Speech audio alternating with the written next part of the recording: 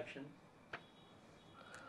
రాజనాల సత్య ఛానల్ని వీక్షిస్తున్న ప్రేక్షక దేవుళ్లకు నమస్కారం. ఉగాది తెలుగు నూతన సంవత్సర శుభాకాంక్షలతో ఉగాది పండగ సందర్భంగా కీర్తిశేషులు డాక్టర్ డి రామానాయుడు కళామండపంలో ఫిలిం నగర్ హైదరాబాద్ 30/3/2025 నుండి 3/4/2025 వరకు film Nagar housing society, film Nagar cultural centre మరియు కీర్తిశేషులు చుక్కపల్లి శంకర్రావు గారి శత జయంతి ఉత్సవాల సందర్భంగా ఫినిక్స్ కంపెనీ వారి సహాయ సహకారంతో గొప్ప ఉచిత పద్య నాటక మహోత్సవాలు. ఈ సందర్భంగా ప్రముఖ నటులు, ప్రత్యేకించి పౌరాణిక నాటకాల్లో ఎంతో అనుభవాన్ని గడించిన డాక్టర్ పొట్టే వెంకటాచార్యులు గారు మన దగ్గర ఉన్నారు. ఆయన కళాకారులు, తర్వాత ప్రముఖ రచయిత, నాటక రచయిత, ఎన్నో పుస్తకాలు రాశారు. ప్రత్యేకించి డాక్టరేట్ కూడా పొందారు. ఆయన చింతామణి నాటకం మీద ఆయన రీసెర్చ్ చేసి గౌరవ డాక్టరేట్ని కూడా పొందారు. ఆయన ఈ ఉగాది పండుగ సందర్భంగా జరగబోయే నాటకాల గురించి ఆయన అభిప్రాయాలని, ఆయన విశ్లేషణని మనం తెలుసుకుందాం. సార్ వెంకటాచార్యులు గారు నమస్తే సార్. నమస్తే. మా విన్నపాన్ని మన్నించి ఈ ఉగాది పండుగ సందర్భంగా జరిగే ఈ నాటకాల గురించి మీ అభిప్రాయాలని తెలియజేయడానికి మాకు సమయాన్ని కేటాయించినందుకు చాలా ధన్యవాదాలు సార్. సార్ ఇప్పుడు మొట్టమొదటిగా ఉగాది పండుగ గురించి 4 మాటలు మాట్లాడుకుందాం సార్. మనం ఉగాది అంటే యుగాది, దాని అసలు పేరు. యుగం యొక్క ఆది, ఈ కలియుగానికి మొదటి రోజున లెక్క యుగాది. ఆ తర్వాత మన తెలుగు భాషలో హల్లుల కంటే అచ్చులతో ప్రారంభం అవుతాయి మనం పదాలు. యుగాది ఉగాది.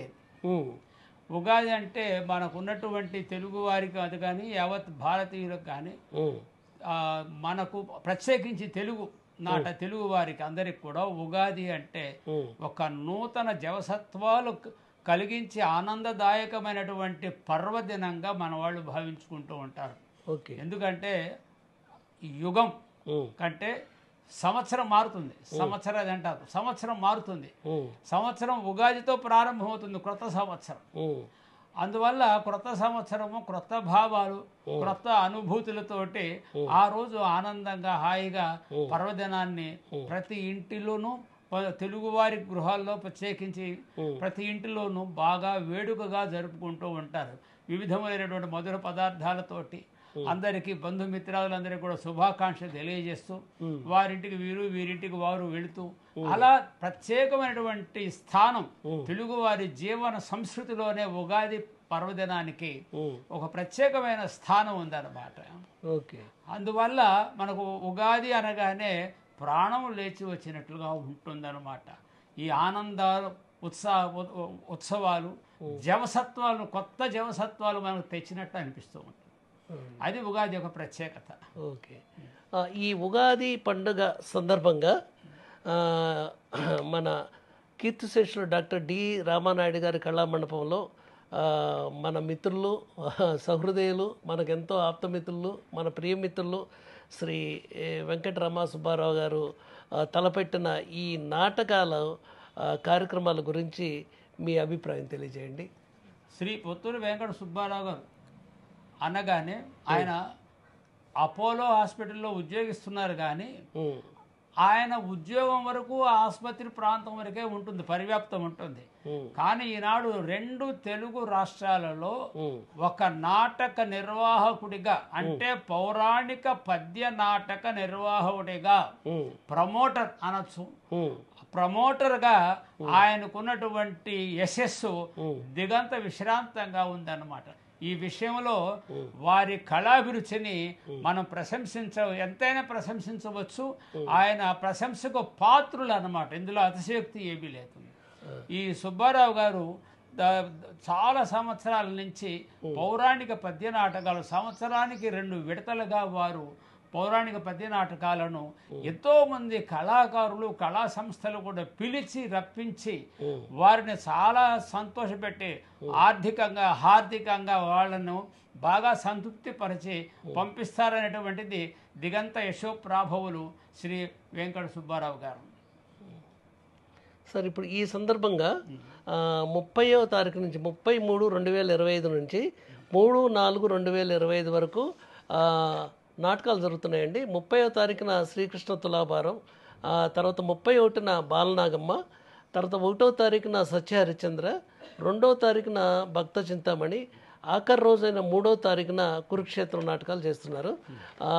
ఈ నాటకాల గురించి, ఈ నాటకాలలో నటించే నటీనటులు సాంకేతిక నిపుణులకి మీ శుభాకాంక్షలు తెలియజేస్తారని ఆశిస్తున్నాను సార్. నేను ఈ 5 నాటకాలు పంచరత్నముల వంటివి. ఏనాడో మహాకవులు మనకంటే ముందు 19వ శతాబ్దం 20వ శతాబ్దం మధ్యలో ఉన్నటువంటి మహాకవులు, పద్యనాటక కవులు వ్రాసినటువంటి అపూర్వమైనటువంటి నాటకాలు కొన్ని వేల దాకా ఉన్నాయి.